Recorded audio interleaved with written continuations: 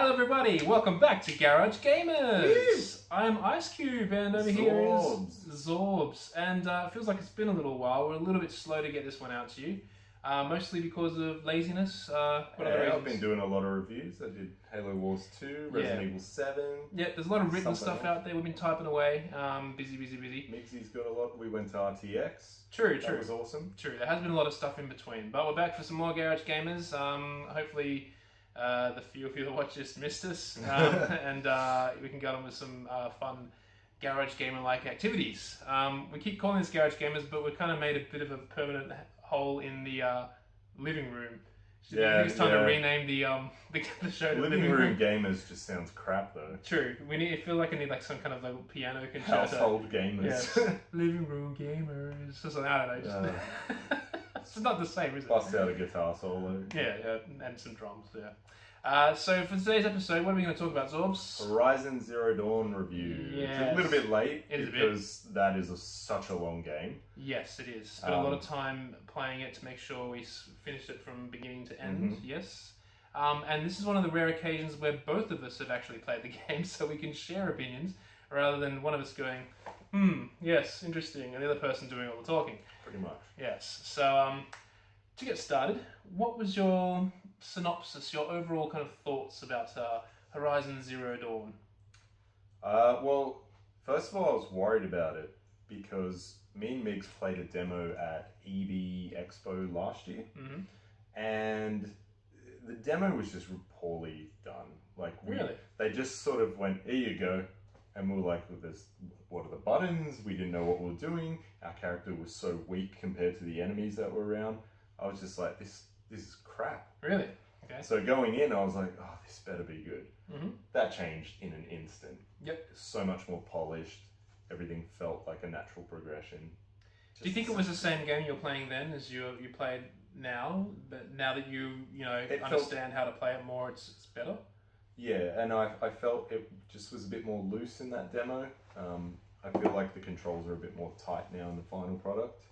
Okay, so you did notice a difference. I definitely did notice a difference. Okay. And also, being put in an area that's ridiculously, like the enemies are overpowered, that sucks in a game like this. Because you're just going to die straight away. Yeah. So it's nice to be able to progress at a nice pace when you do it yourself. Okay.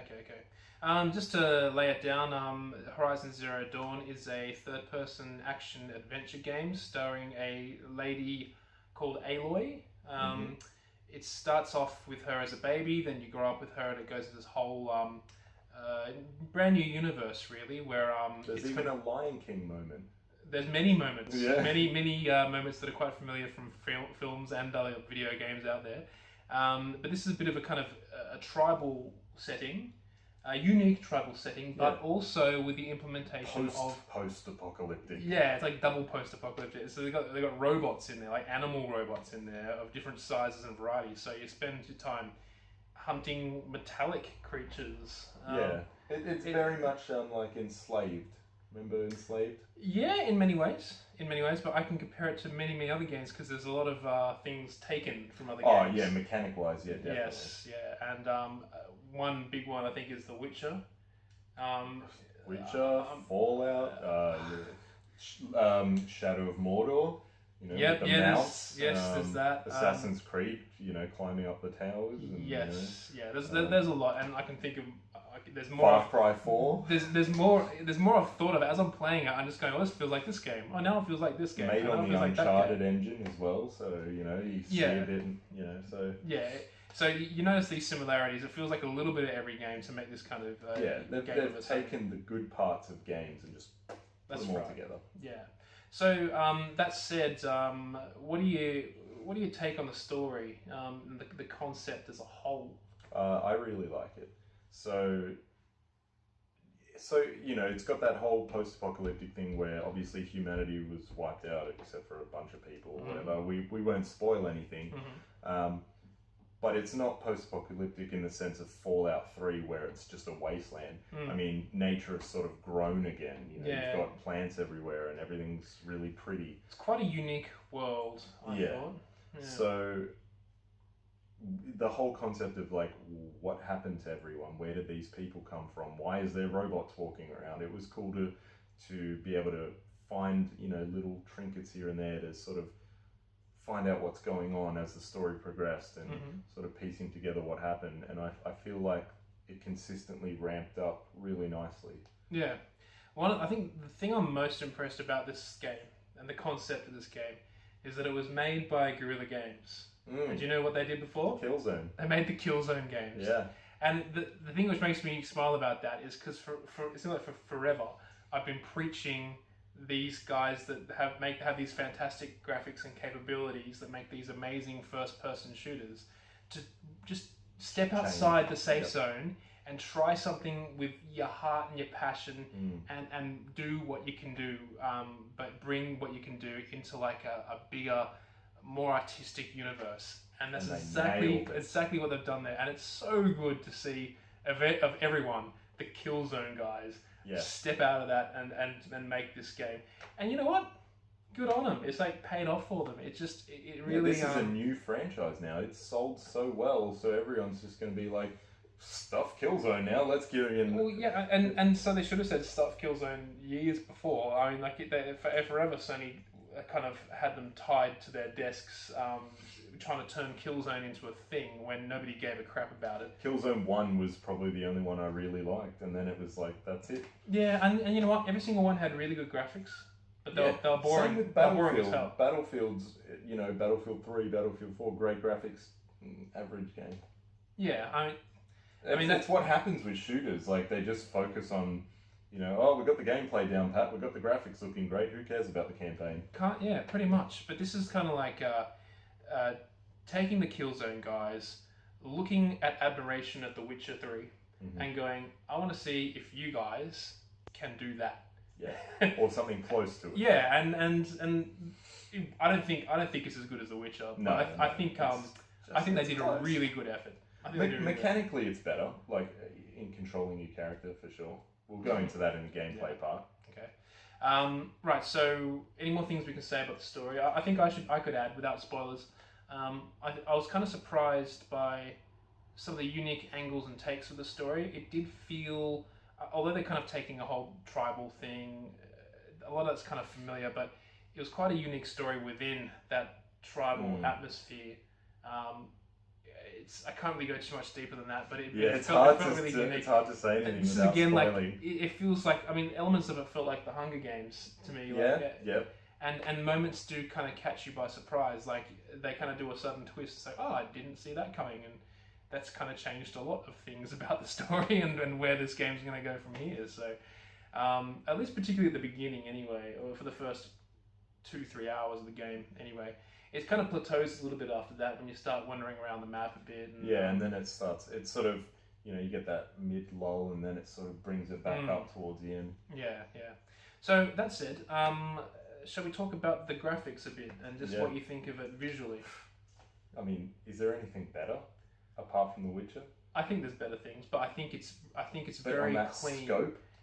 Yeah, well, because Uncharted is not the scope of this. Uncharted is very, linear.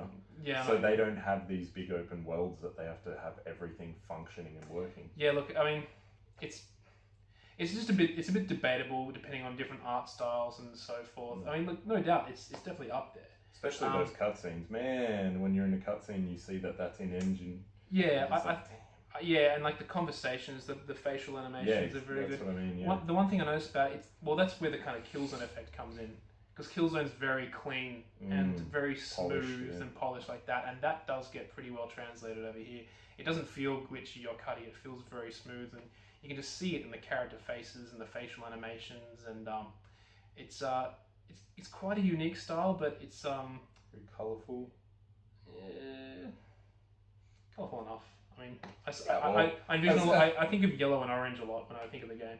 Oh, when you're in the desert areas, but I think of the forest areas where it's all green, and when you're in the dark and you've got the moon sort of. Just with I was thinking more of the people and the clothes they wear and stuff like that. Yeah. Well, this is very tribal. But that's the way it's supposed to be. It's not a negative really. But look, graphics wise, it's got a lot of polish. It's very smooth. It's a very good combination. Yeah, no one can look at it and go, that looks ugly. No. No one. You can't. Yeah. You just can't.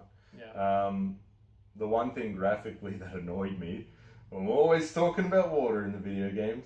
For some reason, when you're in the water and nothing's happening, she's just in it. Like, there's no ripples around her, and when you walk through it, no ripples as well. It's kind of strange, isn't it? I mean, it's weird. Yeah, I guess Killzone developers never had to worry about that kind of stuff before. Like, it feels like first-person games are a bit of a cop-out sometimes. It's like, what the hell? I'm in the water, but it just looks like I'm in there. Yeah. But I'm not reacting with it. Yeah. That's the only graphical thing I. Although there did have the element of the rushing water kind of pushing you a little bit.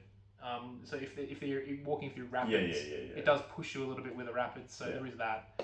For what that's worth. But that's my only real complaint. I mean, Yeah. I've screenshot so much in that game using that photo mode more than any other game I've played. Really? Because there's some of these landscapes and just getting the perfect lighting and angles, and you're just like, wow, that looks amazing. That's quite interesting to me because I haven't bothered with the screenshot component yet, and I do that a lot. I've done it in Gravity Rush 2, I've done it in Dark Souls 3, I've done it in Uncharted 4, I've done it in, heaps of games. Loads of games, but I haven't kind of felt that so much with this one, so... Because just like Tomb Raider, that's another game that feels a lot like... Yes, Tomb Raider, yes, a lot. There's a lot of Tomb Raider. So like a Tomb Raider tomb... The hunting and the archery, a lot of that. Yeah. There's their own little tombs within the game sort of thing, and those are very mechanical looking, and it reminds me of like a HR Geiger or Giga or whatever you want to call them look, where there's all these, tubes and like all this mechanical stuff, and I don't know, it's awesome. A bit. I think HR Geiger is a bit of another level, but yeah, but it's all right. It's a different contrast to running around outside when you go into those little areas. Yeah, it's a strange combination. Before we move off visuals, character design and stuff like that. What do you make of the character design? Yeah, I really like it. Okay. I mean, I like the whole, they've got all the tribal haircuts, and they've got all the mix and match between, fabrics and fur with like little bits of like robot parts, and I find that cool. I found a few of the men looking a bit similar, like the NPCs you come across. Yeah, like open world games, a lot of people always look the same. Yeah, true. But main characters are pretty stand out from each other. Yeah. Actually, speaking of the main character, there's been a lot of talk about the main character, how she what's the word for it? She kind of is a bit of a representative feminism in gaming and so forth. Do you feel that's the way that it was intended, or if it was coincidental? And what's your opinion of the main character? I just find that she just comes across as real. She's not overly sexualized at all. She's not a stereotype of anything. She's just a normal person. And her views in the game when she talks to people, because obviously some of them are so set in their ways about the gods and all this stuff. And I love her interactions where she's just like, I don't know if that's true or how I feel about that. She questions things. She just comes across as like what anyone would be. Do you find it weird though? Like, I found it a little bit weird that she kind of thought completely rationally about everything, whereas everyone else in this world was completely lost in their own little religion. To that, so we can't say anything. Well, is there? I mean, yeah, there is. Not really. I mean, there kind of is if you wanted to go that path, but you don't have to go that path to go into it. I mean, the point is that she was raised in this wilderness with everybody else. Why is she so smart and because everyone else so naive? I can't say. It's not really. It is. Okay, right. Well, that's what's in your mind for the answer anyway. I don't know. Look, to be honest with you, I mean, the character, I thought she's fine. I liked her. I thought she's awesome.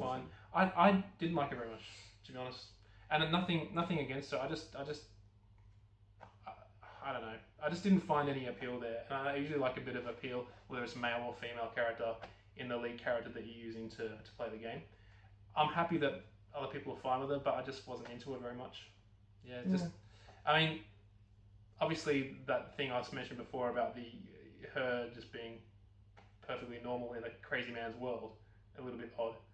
But there always is that. I mean, in any civilization, there's always like in some fanatic races. Yeah, but she thinks. What I'm saying is that she thinks like a 21st century person in a world full of cavemen. And it you know what I mean? makes sense in this story. It makes sense. Well, not really. I It mean, does. not really. Oh, anyway, okay. So let's move on to the gameplay. Yeah. So, what do you think of the gameplay? Tomb Raider.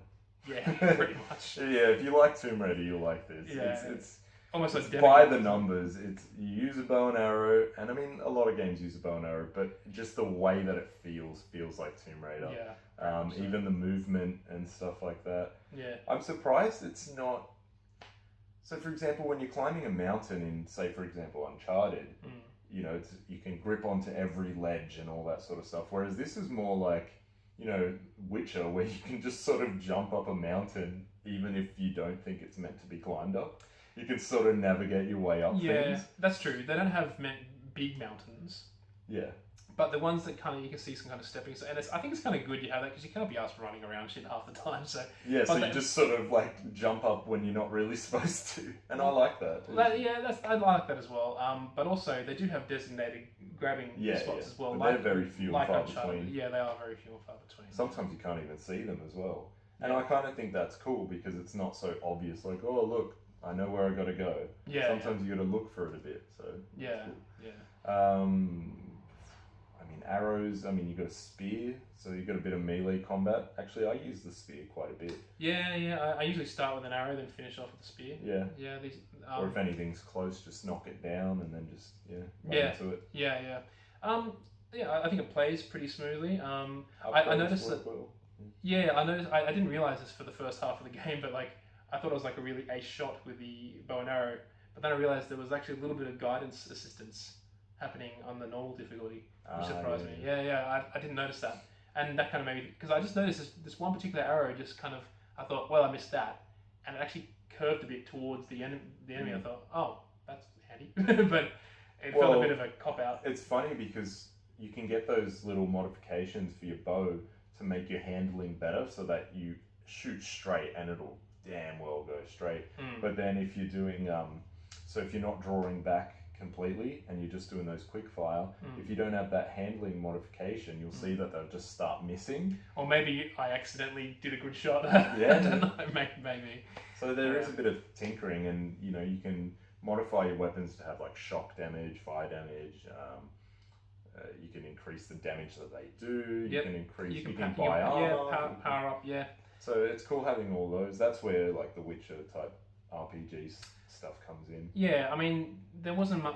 I mean, I think it would be nice to have had a bit more variety in there. I feel like you kind of inevitably just everyone's taking the exact same path because they're just going to unlock everything.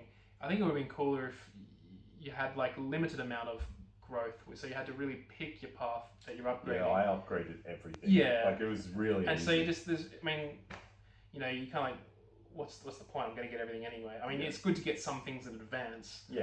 But I mean, you're not really creating anything unique here by choosing them. You're just choosing what's going to be yours eventually anyway. So yeah, it wasn't. But that's hard fine. to It's not upgrade. a bad thing, but it does defeat the purpose a bit of customizing your options. I would have liked a bit more weapon variety, just because I found myself just using the bow, and that was it. Because I mean, there's a rope There's caster. a sling, the slow sling thing. That I used a bit. Rope caster and that stupid gun thing. That's horrible. What was the other thing? Well, there's a long distance bow. The Ravager? No. No, obviously, there's heavy weapons you can pick up occasionally. Yeah, I wish that was something that you could unlock. That's so cool. Yeah, they destroyed things. Yeah, they were awesome. There's one more weapon. I've totally forgotten the other weapon. Yes. So you got the rope caster, the trip caster. Trip caster. So you basically just put 2 points down with a little trip wire, and then they blow up. Or get electrocuted when they step it. And they're quite satisfying to use. Like you use them on the big guys, and they fall over like those AT-ATs in Star Wars, and then you come in close and finish them off. So yeah, look, I mean, it's a hard game to fault. I mean, we've come up with a few nitty-picky things, but they're not really that devastating or that. And I mean, if this is their first time making a game like this, and that's the only nitpicks we got. Imagine what if they do another one. But the thing is, now that they've done this, again, I want them to branch out and try something new again. Yeah. I don't want to sit through 10 years of more sequels to see what else they're going to do. But they're going to do another. I know they are. Yeah. But I mean, that's only because I just want more. I want to go back to the days when games weren't about just doing sequels of the same stuff. I want to go back to the days where there's something new every year, and you do a game, then you do a different game, then you do a different game, like PS2 days and earlier. I don't mind sequels if it's just not too many. Yeah, so I think I like sorry, for example, like Devil May Cry, they did like 3, and then I was like, that's awesome. Yeah. On the P. And then they started doing 4. But and then, also they were much faster to develop back then. Yeah. So if they did 3, they could do 3, and they'd only do it for the games that were worth. In most cases, sequels made for games that were worth sequels. Now it feels like they just sequel everything. They're like, oh, there's an IP. There you go. Now let's sequel that for 10 years. Do you remember PS2? You had 3 Jak and Daxters, 3 Ratchet and Clanks, 3 Devil May Cries. Even with Uncharted on PS3, 3 Uncharted. But they just seem to come out faster. Because there's less time involved in making the game, so they could just spit them out. And they reuse the assets. They just sort of adjust the graphics a bit. And they do sequels now, and they just take forever. And you just got to sit around and go, this developer could be doing some amazing things, but we're not going to see it until fucking 2030. The only thing that can hopefully be taken from this is another company might look at it and go, you know what? Maybe we can do this too. Yeah. So hopefully that shows like, okay, they did Killzone and then they made this thing that's even better than Killzone. Okay. Maybe we can do that. But still, we can't complain. They've just done that, and that's great. Yeah. Great results. So let's move on to sound. Yeah. Yeah. It's fine. Yeah, it is fun. I mean, yeah, like say the music when you go into the village for the first time, you got the tribal music and stuff. The voice acting seems a little odd in this game. Not in so much a bad way, it's just a little odd. Everyone is very placid. And they don't sound like voice actors talking, they sound like really bored people talking. Some of them, yeah. I like Aloy's voice, because she's not over the top. Yeah, her voice is good. Yeah. She's good. Yeah. Rost is good, the main guy that raises you. Yes. And I like some of the what do they call the main characters are actually pretty good. I think it's all the NPCs. I think they just went around the staff room and just said, "Hey, do you want to talk to this game?" Yeah. But I think there's something funny about having NPCs sound all wacky and crazy. Even The Witcher does it. Some of the NPCs sound horrible, but it's cool in a way because it's like, look at this weirdo. Yeah.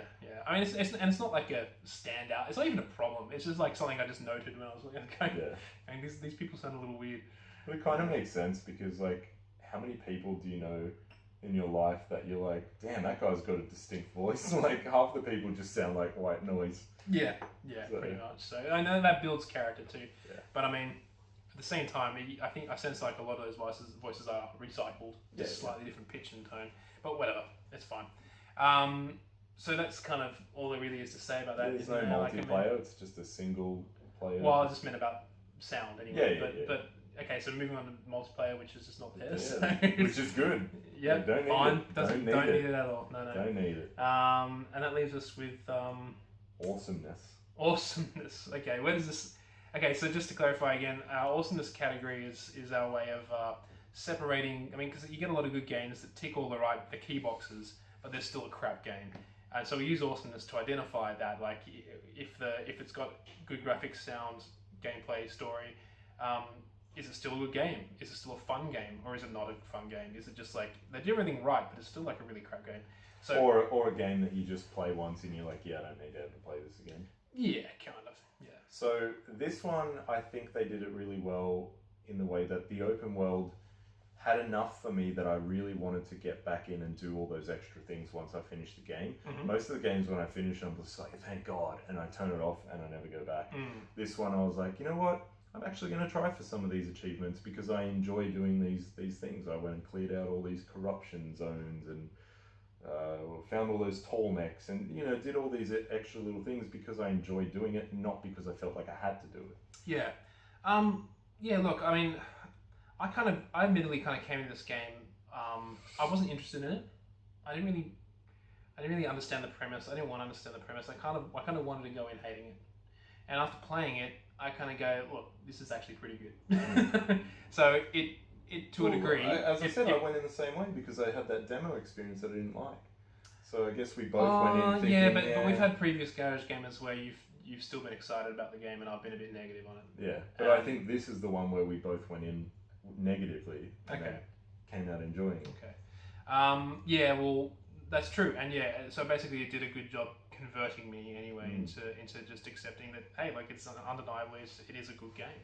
I don't, as good as it is, I personally don't think it's like the game of the year contender, because I think there's 2 games already ahead of it personally. Which ones? I won't go there yet, but I think there's 2 already out there that are ahead of it, and we can go into that a bit later on.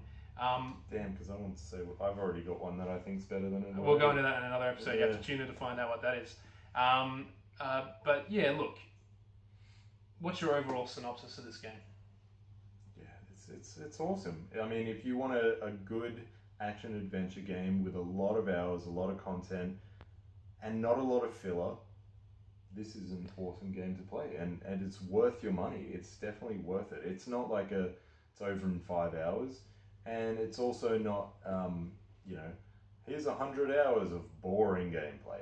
Yeah. So well, look, it's a good balance. Just on that, I mean, like everything you said except one part, I did find that like a lot of the middle part of the game I was getting a little bit bored with, and it was a bit surprising because they did have a lot of interesting concepts and stuff. Like when I saw my first tall neck, I thought that was a fascinating sequence and stuff, but I still ended up kind of walking around a little bit unengaged at times, and like the side quests and stuff seemed a bit mundane to me. So I did get a bit of that. Yeah. But I found that when I started to get like that, I was like, okay, get back onto the main mission path. Yeah. But even the main missions sometimes it was fantastic, and other times it was just a little bit lully. So I was a bit up and down like that when it came to the story. But I'm just searching for negatives here because the majority of the game is really well done. It's hard to argue. They've put a lot of effort into it. It deserves the scores it gets. Yeah, and speaking of which, what score do you want to give it? If we're talking about bugs, we score it out of 5 bugs. See, it's hard because I don't want to give it a 5 out of 5, but I don't want to give it a 4.5 out of 5. Like, it's in the middle there. 4.75 bugs. Yeah, it's definitely top tier.